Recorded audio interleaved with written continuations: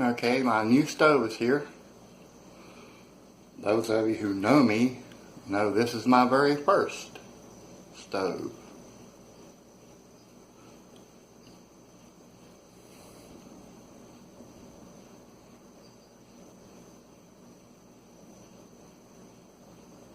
That's the box it came in. I had to cut the bottom of the box off.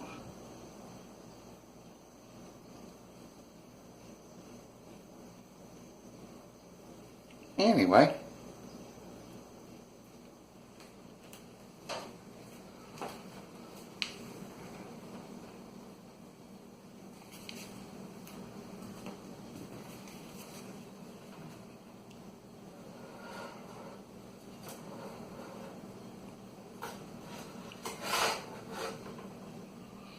a shameful plug for All-Clad copper core.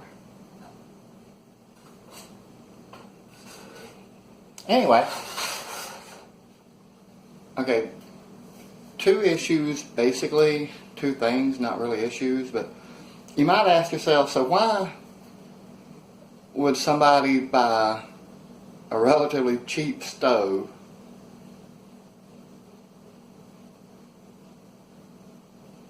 only to buy some of the most expensive copper core clad cookware money can buy? Well, there's a logical reason for that, and when I think of it, I'll let you know. I'm just kidding. The stoves don't really last all that long, no matter how expensive you buy. I mean, you can get a $2,000 stove, or you can get a $400 stove, which this one was a $500 stove that I got on sale for July 4th.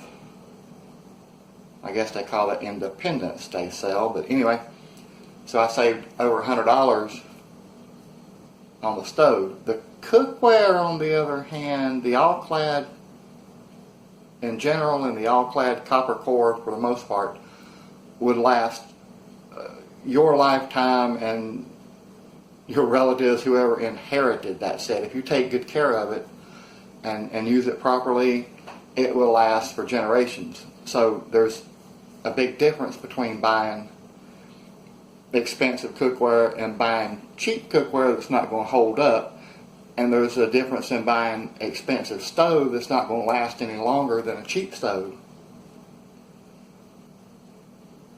Does that make sense?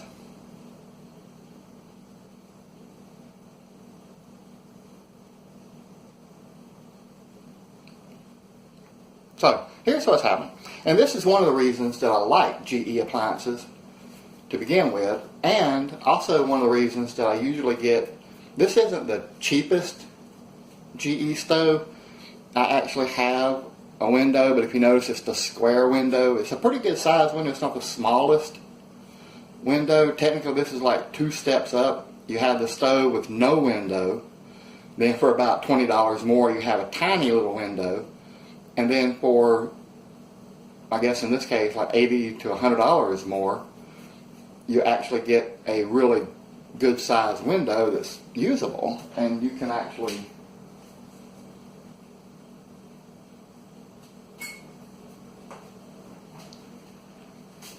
see inside.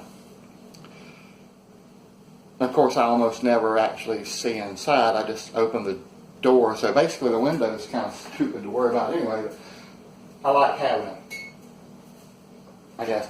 But one of the reasons that I like GE appliances, especially they're cheaper, not necessarily the dirt cheap, but I'll just call it their less expensive grade of appliance. And so here's what's happened. So I'm cooking away with my All-Clad on high. Let's say I'm on high, and this happens. See, you should not be able to put your hand on that.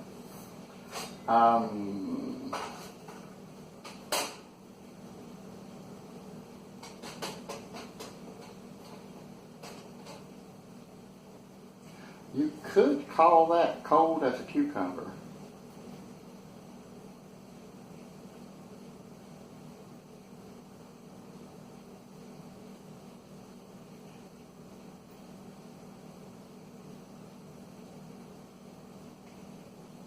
That's only 80.8 degrees.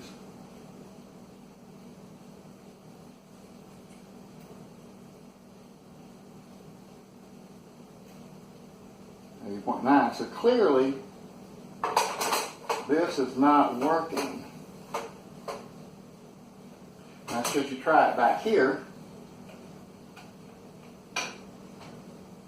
you can only hold your hand.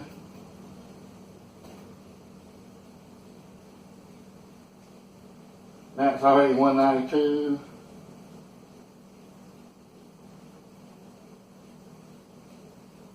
.302, so you cannot touch this one for very long. This one, on the other hand, is not working. It's not working at all.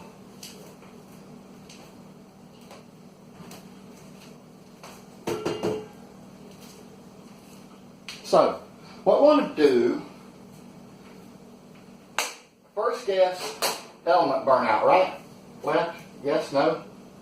So let's make sure this element works. It's already getting hot. So we know that that's going to burn our hands. 267. Bravo, 267. Hoorah. 389. This putty heats up super quick. So what we know is this element works. This element is not working. So do I have a burnout element already?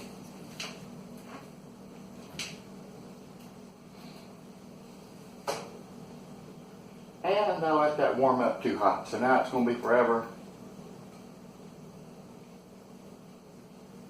That's still 350. Let me give that time to cool down.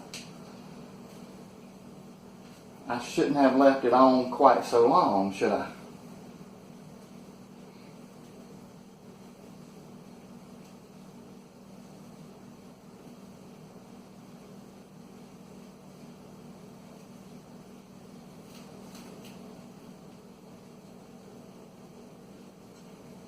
Still hot.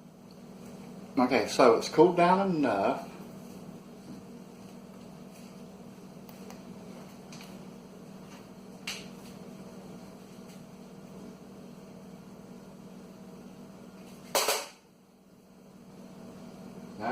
So it's touchable. So let's see first, did the element burn out? So the easiest thing to check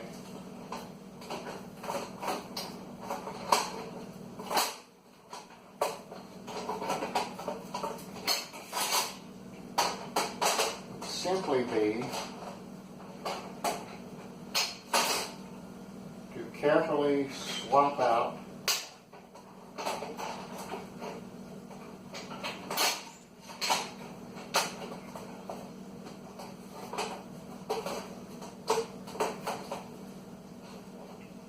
the element. I'm not going to put this one in because I actually know what's wrong with it already. Well, I'm pretty sure I know, so anyway.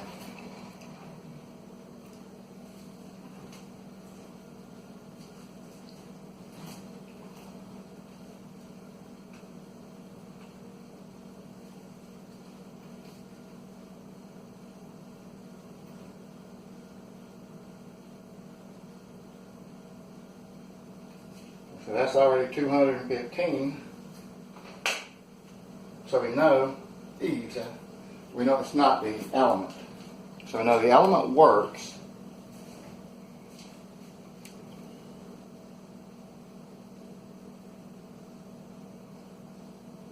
At least we're pretty sure the element works.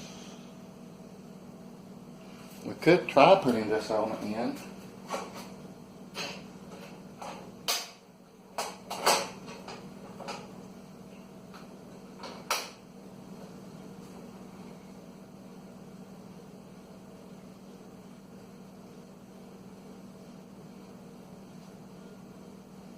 And we're getting nothing.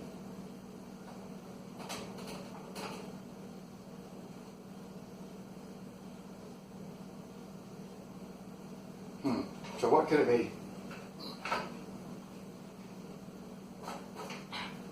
Okay, let me let that cool down a little bit, and I'll be back.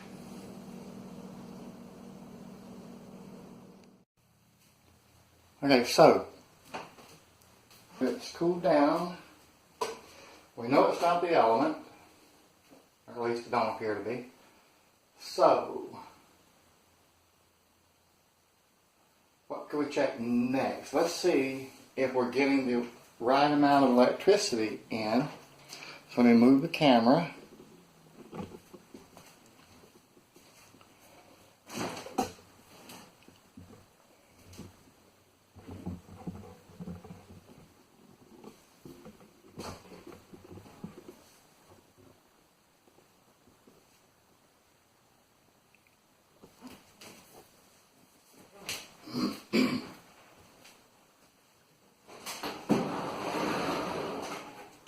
When you do this, be careful not to pull on the cord.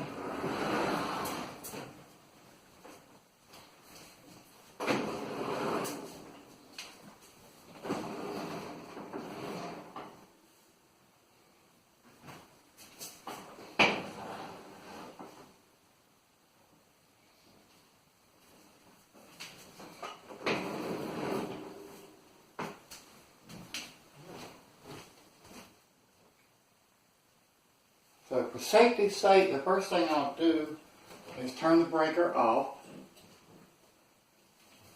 Make sure we don't have any electricity.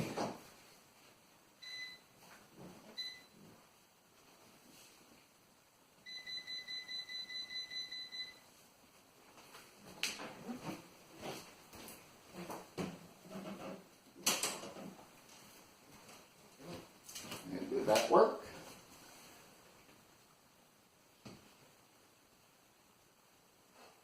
So, power's off.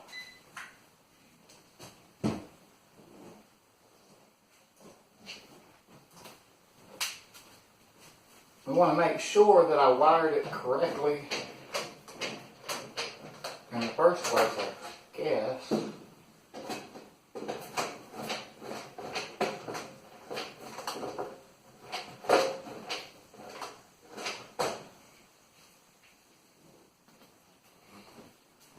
Had to go find the parts tray. Okay.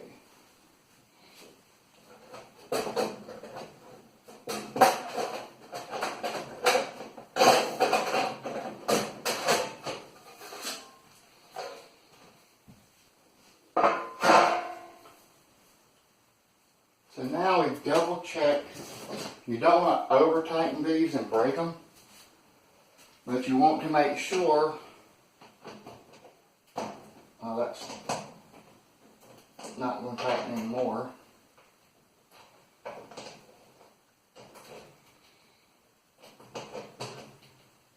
And mine's a 3-wire. If you had the 4th wire, it would connect to the green ground back here. So I'm going to say that the connections are good and tight. Let's put some power back on it with the breaker.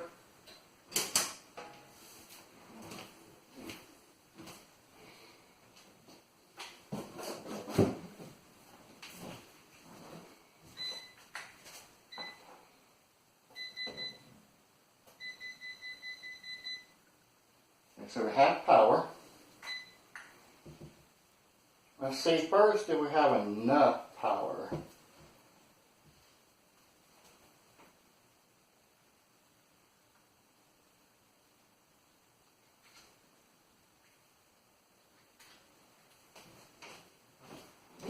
And it's just visible in the camera. Give me a second.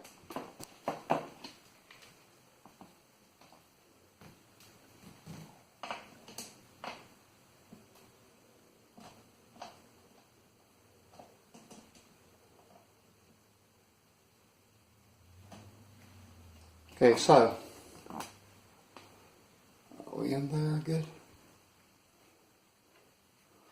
Oh. touching the wiring.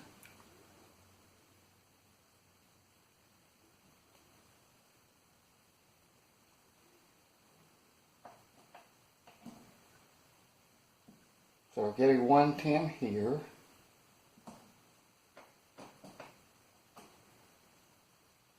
And we're getting it here.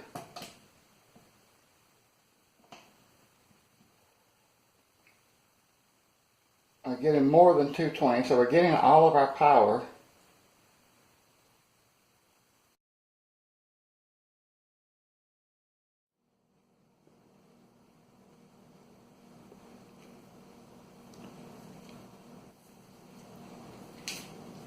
So the next thing we're going to check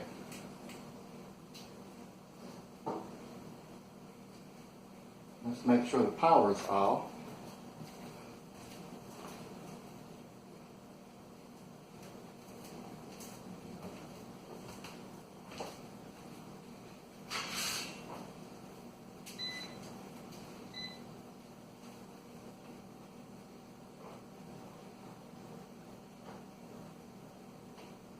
The power's still off.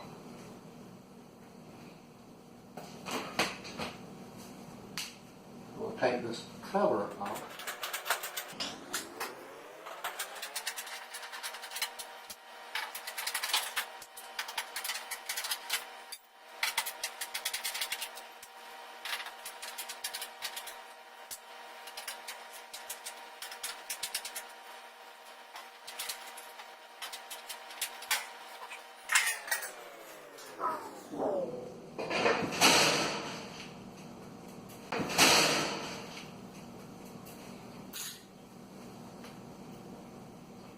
Now I could check the voltages going to different switches and components and make sure we're getting all the electricity, but if you don't have that at home to check, that's not really going to do you any good, is it? So this switch goes to the working burner, and this switch goes to the one that doesn't work. So let's do a down and dirty. Let's switch these around.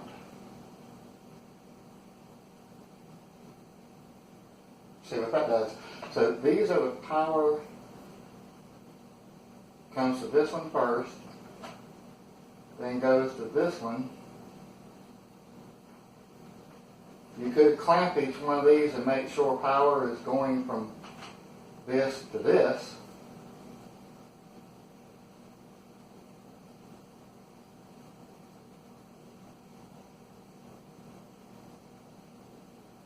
Or you could check the voltage if you have a voltmeter.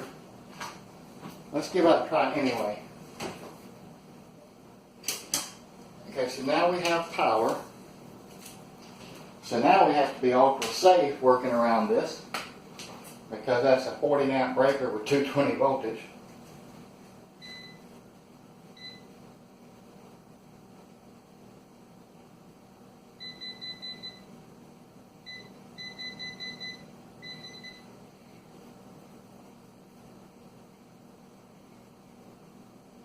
Okay, it would work better if it was on.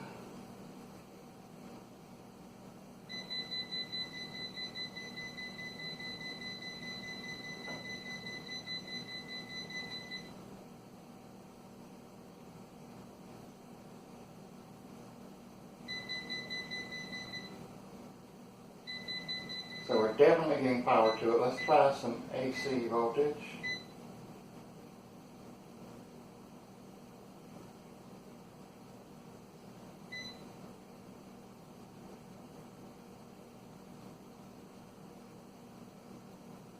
Actually, let's try some AC amp, sorry.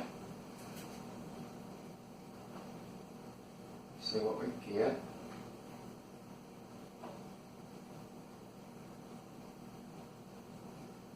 So we're getting 11.11.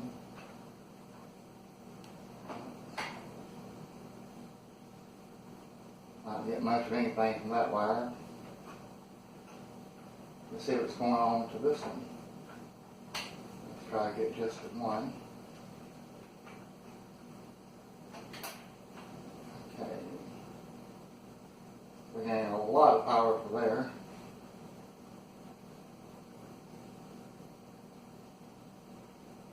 So if the wires do go from one to the other,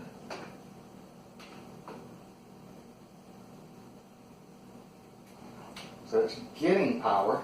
You could also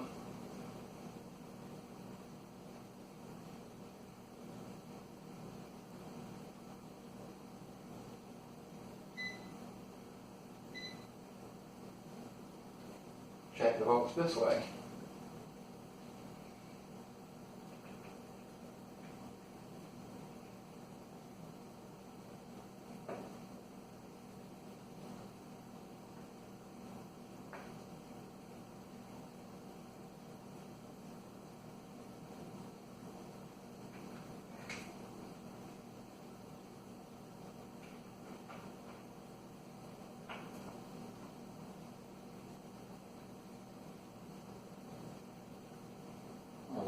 Whatever. I think it's on voltage.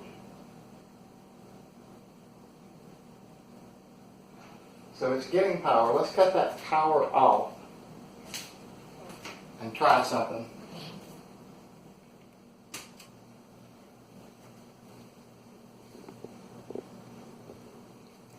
Well, let's slide this around a little bit where it's easier to get to without pulling on the cord.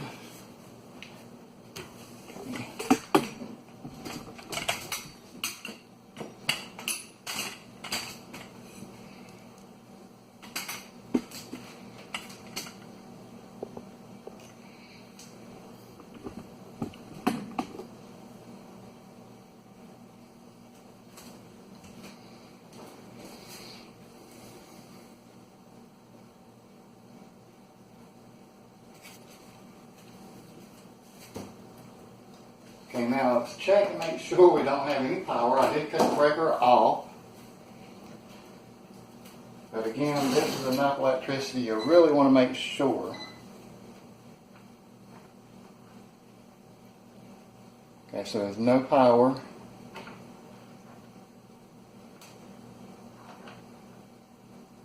And here at all. Okay, so it should be safe to work with. Okay, there's two wires that goes to each element, one top and one bottom.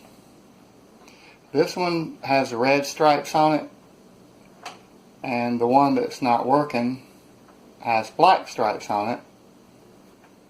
Of course, also the black one is covered up with some shrink wrap or something,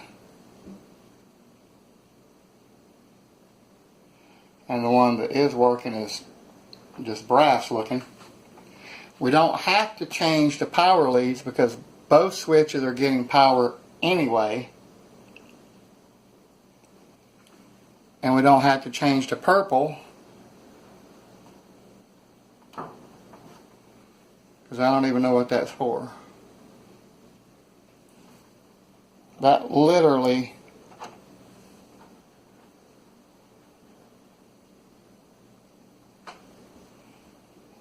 just connects them all together.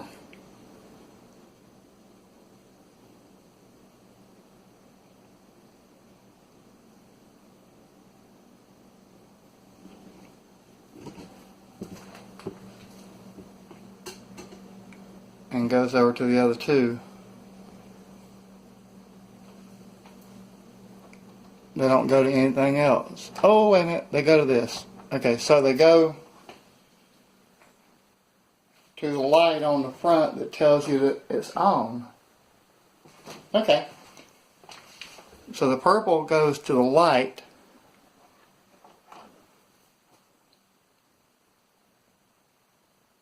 to let the unit know that the burner is on. And I guess this must be the power lead for the light, or the other power. Anyway. Okay. So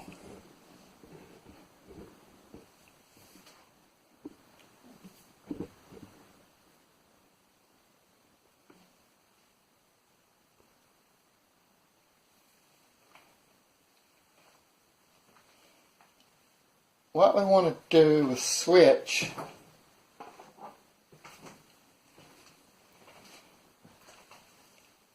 this switch, as far as we know, is good because that burner works. So the burner is good and the switch is good. This switch is suspected of being not good. So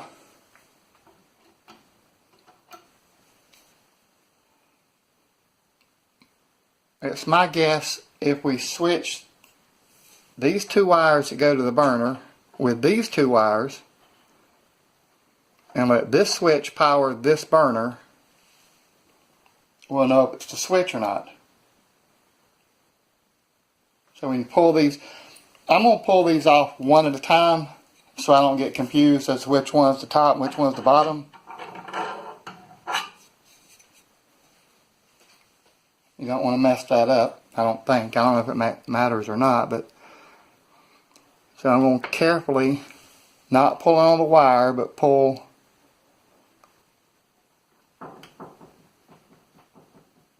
only on this thing. If it won't come off easy, you can take a screwdriver, but make sure you're on the metal and kind of help it.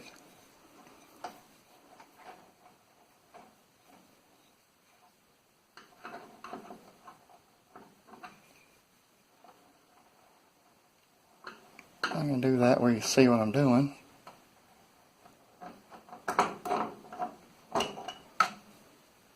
Okay.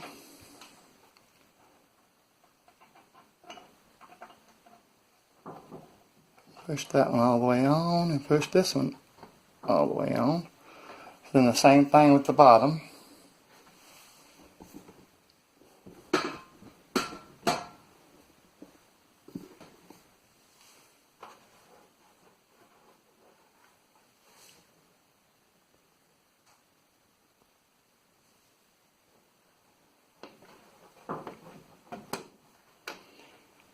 Off the black.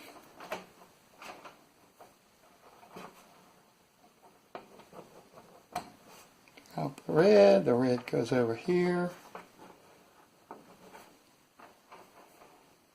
And the black goes over here. Okay, now one thing I should point out is this is a test. This is only a test. This is not to be confused with a way to do it, because this switch handles more power than this.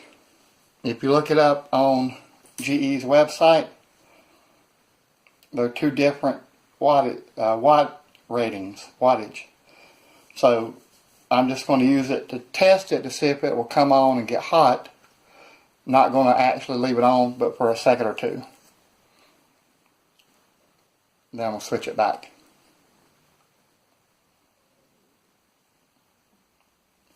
And of course, if you need to pry these back off, make sure you get behind the metal and like turn it like this and stuff. So let's turn it back around.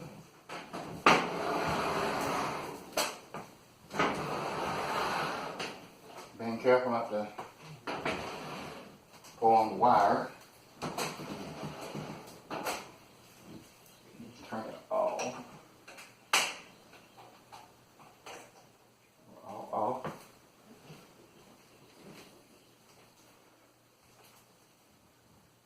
Turn the breaker on.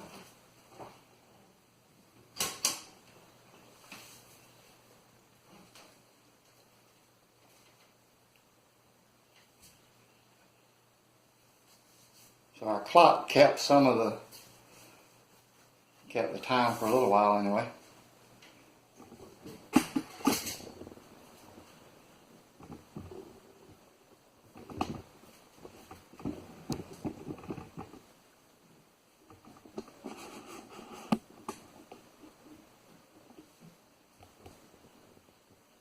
So now what we'll do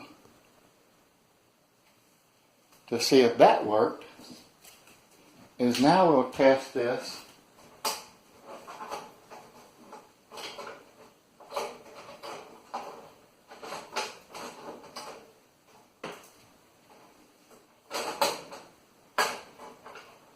make sure that's properly seated. Okay.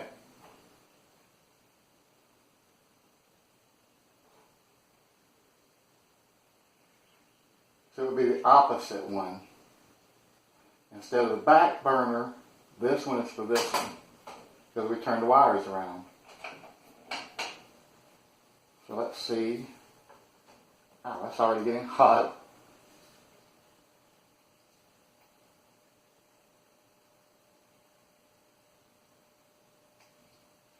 $270 already.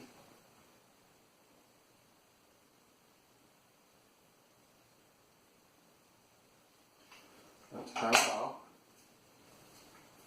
So that tells me what to do. I need to order a new switch. And GE is very good about sending you replacement parts. You can go online and order. I don't know if you can get a free replacement online, but you can call their number under warranty, because this is only like a week old and it's got a year warranty, so you can call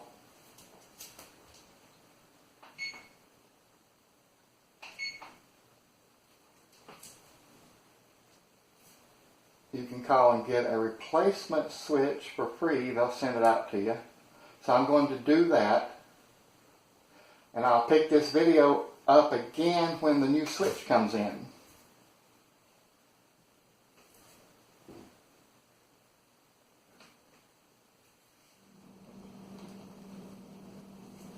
Well, actually, I should cut off.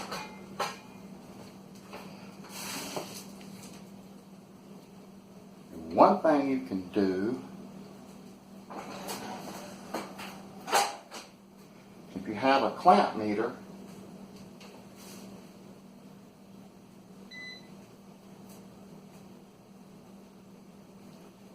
this is the one that's bad.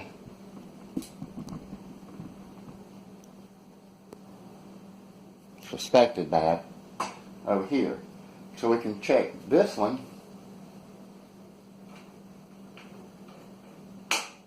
First, let's check it like this. So we can check this one has nothing. Is that in the camera?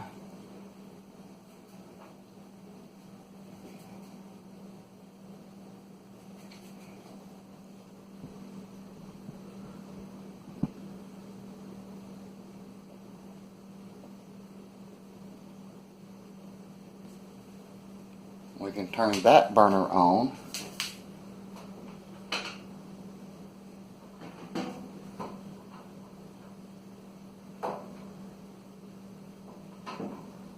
And see that we're getting amps. And it's off. I put the wires back the way they were before the new switch came.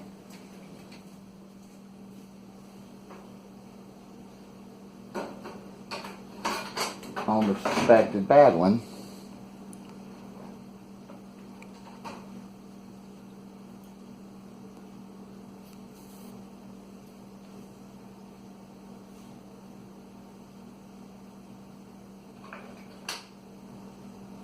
And nothing.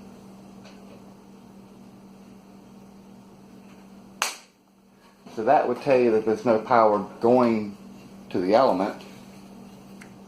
If you don't have a clamp meter, though, you can't really get up in there to check voltage easy enough. You might could pull the wire. Well, I wouldn't pull the wire out either. I don't guess there's a way to do it without a clamp meter, though.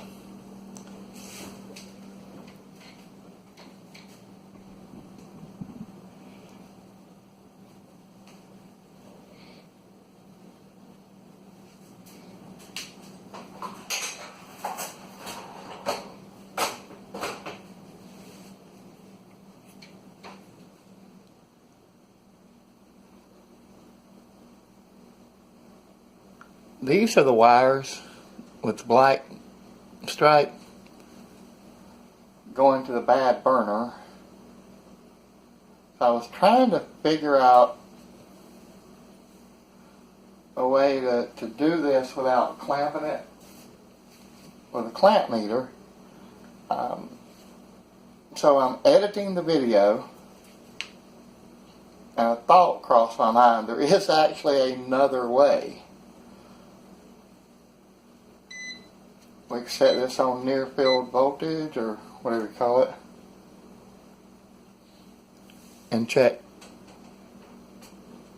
And see, so we're not getting any voltage, so we'll turn it on.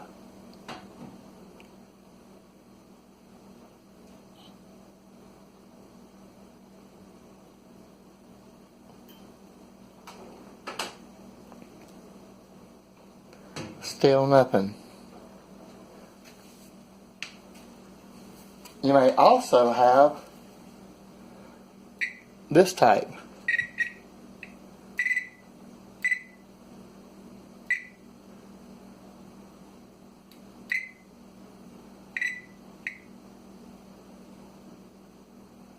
And again, nothing.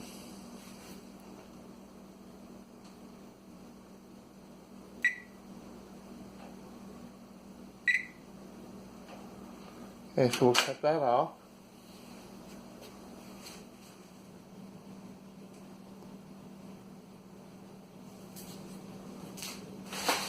Okay, so I got the new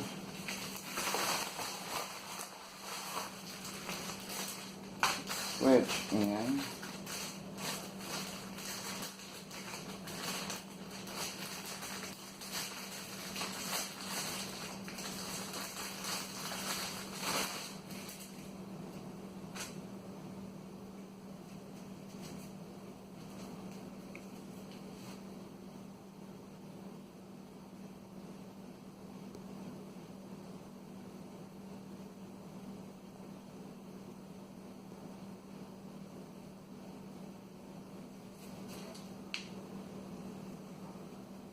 Is it not going to focus on that? There we go.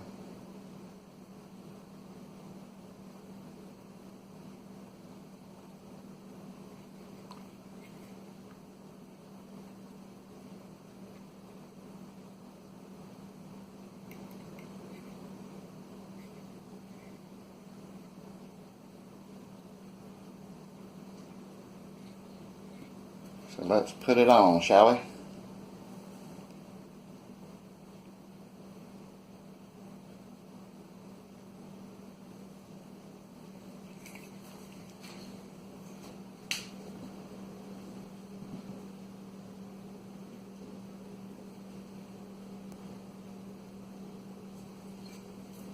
I guess the first thing we need to do is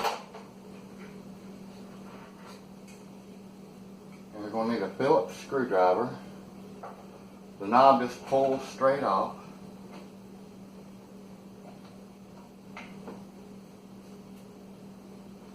I have cut the breaker to the stove off.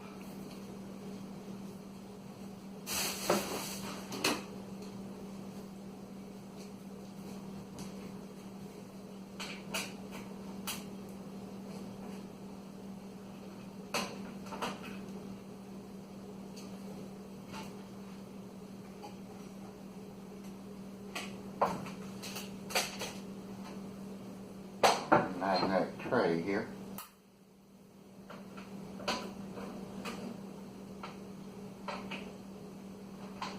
And that's going to let the switch fall out of the back. So let me turn the stove around. Move this over here. Now, what I want to do, I want to orientate it correctly.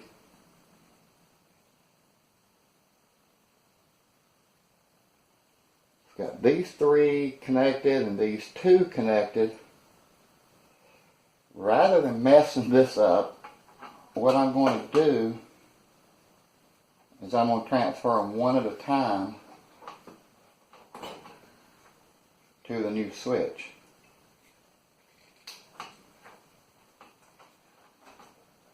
Or at least I'm going to try to.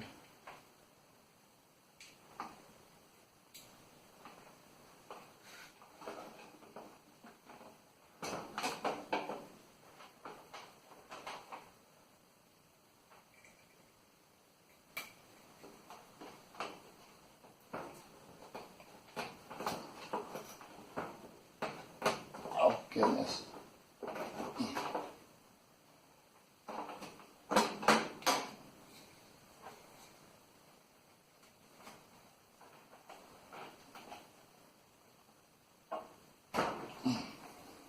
Okay, you want to never ever pull on the wire. If you have to, you can stick a flat screwdriver behind it, and I was about to go get one.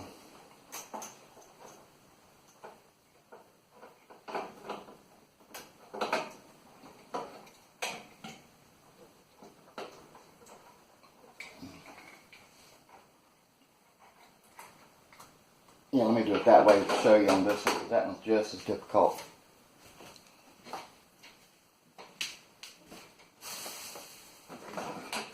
If you just take a flat screwdriver, are we still in focus here?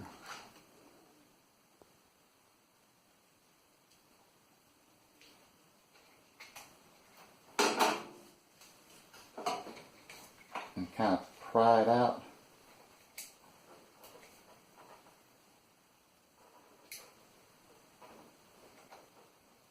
We can pull it.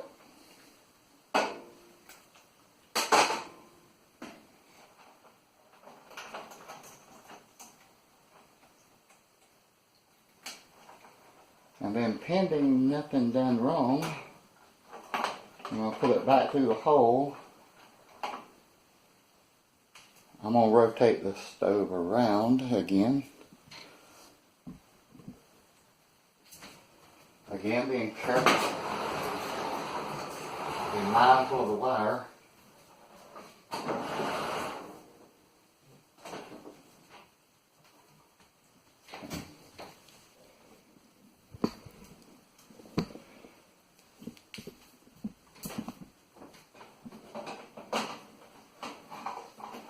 I'm absolutely sure you're right here.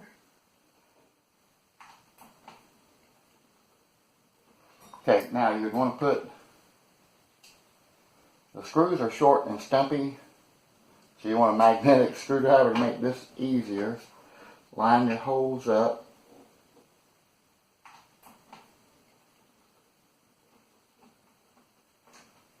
I'm going to start the one.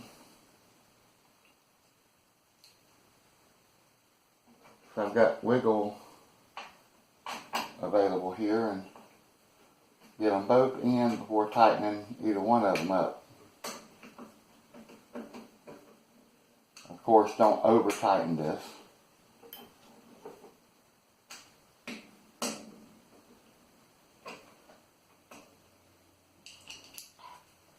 Just snug it up. And then the knob just pushes on.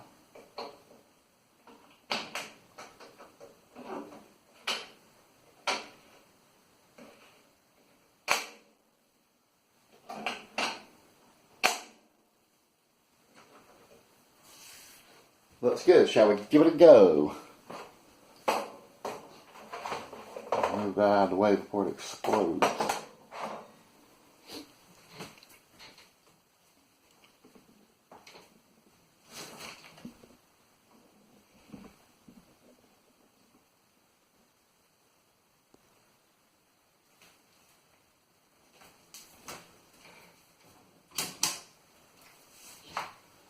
So the breaker's on.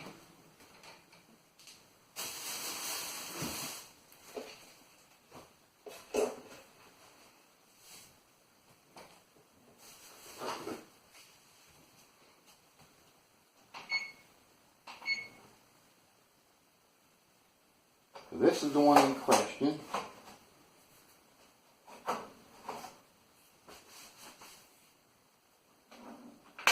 Right now it's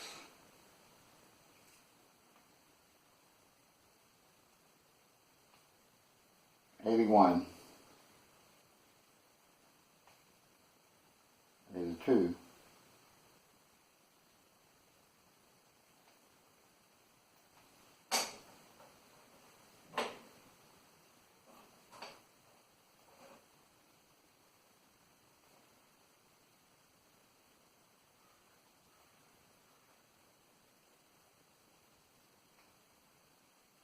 84. Okay, so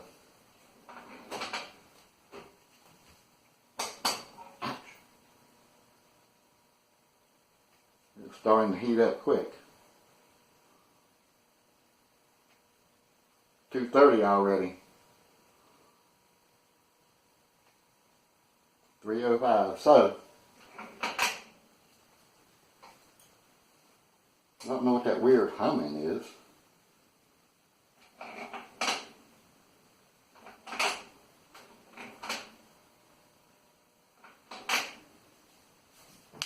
Does that do that over here?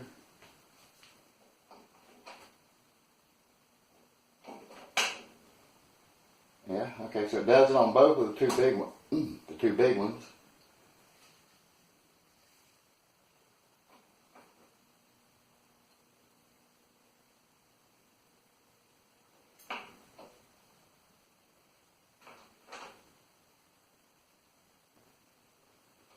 Not really the little one.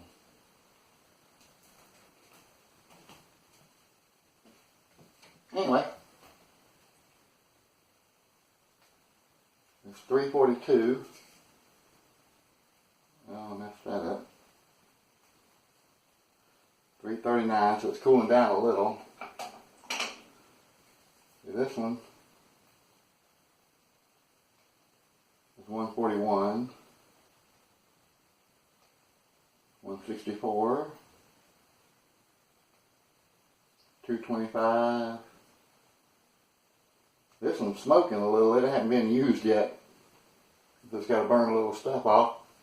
So they both work. Okay, so now I've fixed the switch.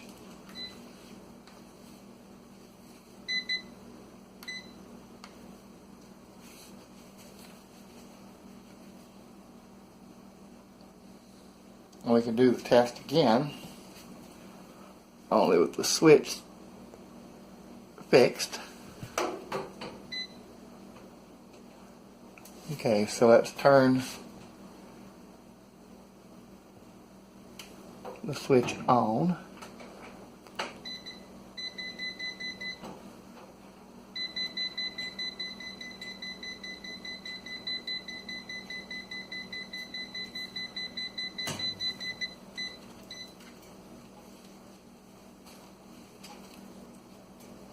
Or we can use this kind.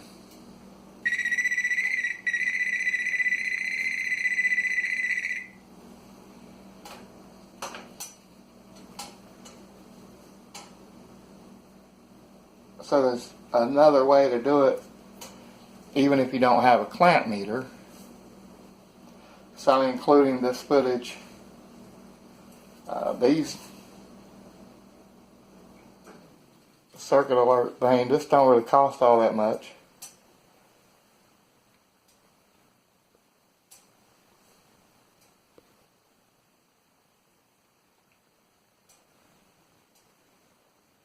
I could borrow one or something, but and now I've turned it back off. So that would be a way to check and see if everything else is good, but voltage is simply not going to the element.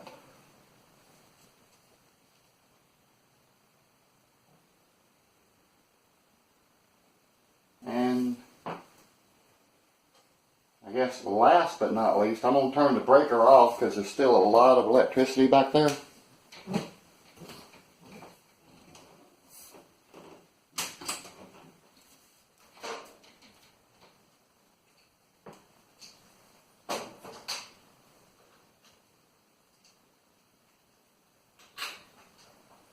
You'll want to put the covers back on.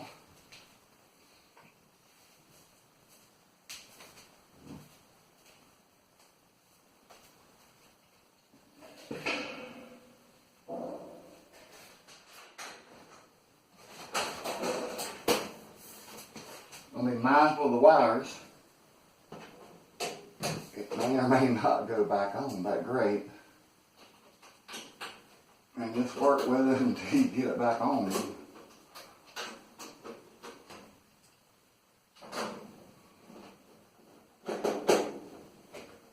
Okay, now that's in position.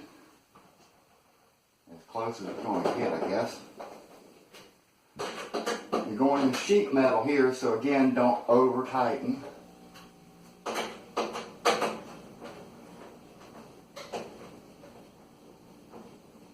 Just snug it up until it stops.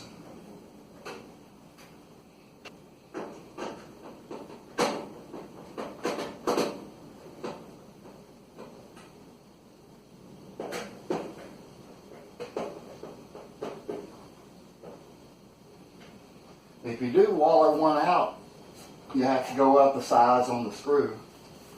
There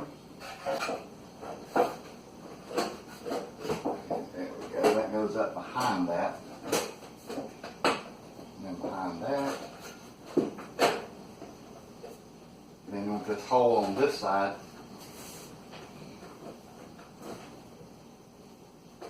to line up. And this bottom hole, you have to pull it over and then get it to line up. Once again, just snug it up till it stops. And that's it. All the parts gone.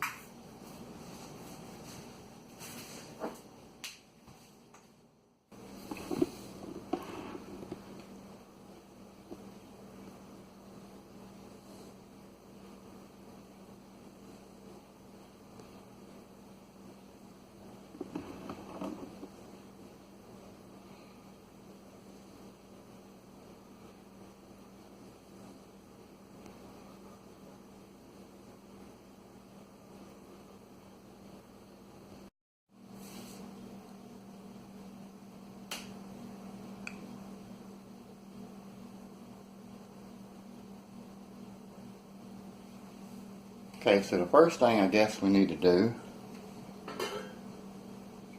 is remove my beautiful All-Clad copper core pot. If this video gets enough likes, I'll show you my All-Clad copper core pasta pentola. Let's say 50 likes.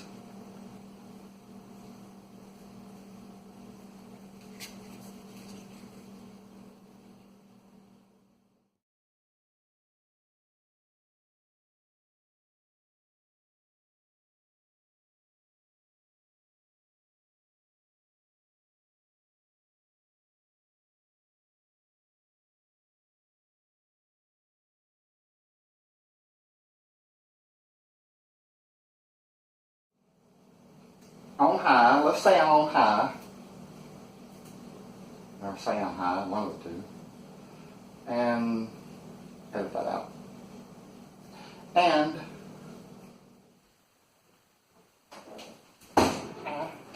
edit that out, obviously.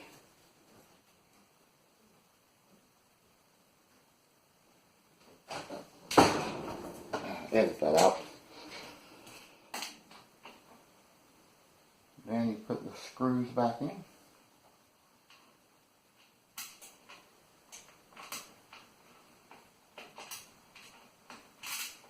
Which isn't going to be easy because they're short and stumpy.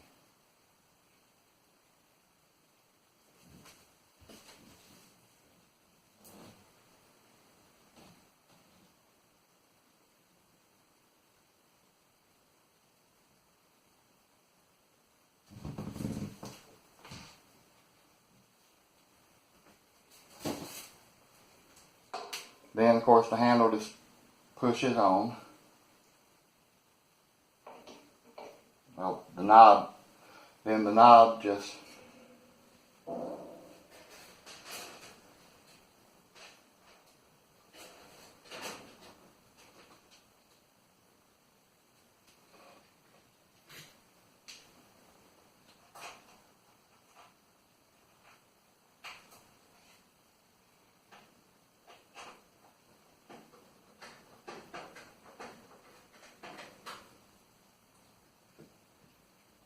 Again, I'm not tightening it completely until I get them in to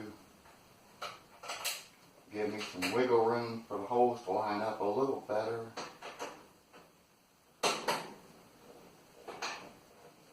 This is basically working with sheet metal, so they're not going to fit perfect. And they're not going to fit backwards that well either.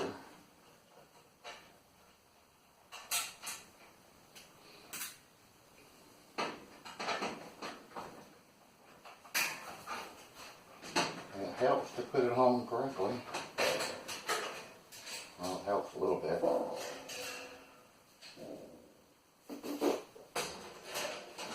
Now let's try that again.